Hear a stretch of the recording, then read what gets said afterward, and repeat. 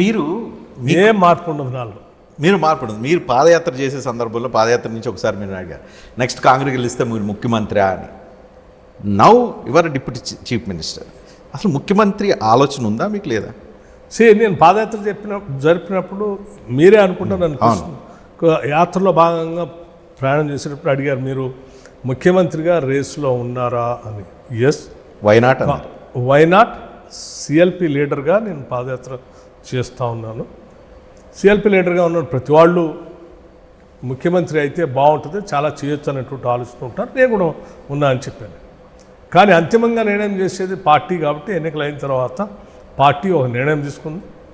ఆ నిర్ణయం తీసుకున్న తర్వాత రేవంత్ రెడ్డి గారిని, పిసిసి ప్రెసిడెంట్గా ఉన్న రేవంత్ రెడ్డి గారిని ముఖ్యమంత్రిగా చేసింది, సిఎల్పి లీడర్గా ఉన్న నన్ను ఉప ముఖ్యమంత్రిగా చేసి కొన్ని బాధ్యతలపై రాష్ట్ర పాలన మాకు చెప్పారు మిగతా క్యాబినెట్ మంత్రులు. సో ఇచ్చినటువంటి బాధ్యతని సంతృప్తికరంగా చేసుకుంటూ ముందుకెళ్తా ఉన్నాం. కానీ రేవంత్ రెడ్డి 10 ఏళ్ళు నాది అంటున్నారు, ఇంకోవైపు ఏమో కాంగ్రెస్ పార్టీ ఏమో బీసీ నినాదం అందుకుంది, మీరేమో ఎస్సీ వర్గానికి సంబంధించి దళిత నేత.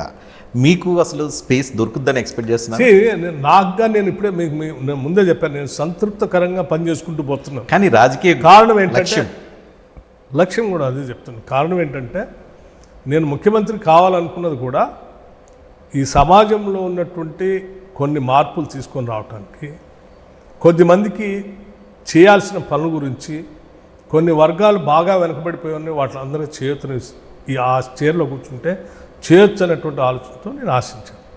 ఇప్పుడు కూడా నేను ఉప ముఖ్యమంత్రిగా ఆర్థిక శాఖను చూస్తూ మా ముఖ్యమంత్రి రేవంత్ రెడ్డి గారి నాయకత్వంలో కానీ మిగతా క్యాబినెట్ సహచరులు కానీ ఈ ఆలోచనలన్నింటినీ అమలు చేయడానికి సంతృప్తికరంగా సంపూర్ణంగా నాకు చేసే అవకాశం వచ్చింది. సో నా పని నేను అనుకున్న లక్ష్యం నెరవేరుతా ఉంది కాబట్టి I'm the happiest person. So you are happy? I'm happy, I'm satisfied. You are not targeting any big position.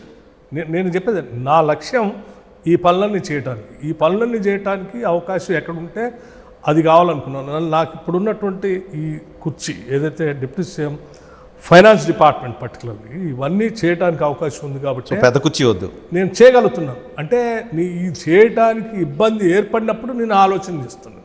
కానీ నాకు ఆ ఇబ్బంది ఏం లేదు. ఇప్పుడు మా ముఖ్యమంత్రి గారు కూడా మేమందరం మాట్లాడుకున్నప్పుడు అలా మనం డెఫినెట్గా గ్రామీణ ప్రాంతాల నుంచి వచ్చాం, డెఫినెట్గా ఈ సమాజానికి ఏదైనా చేయాలి, ఒక లక్ష్యం, చాలా ఆలోచన.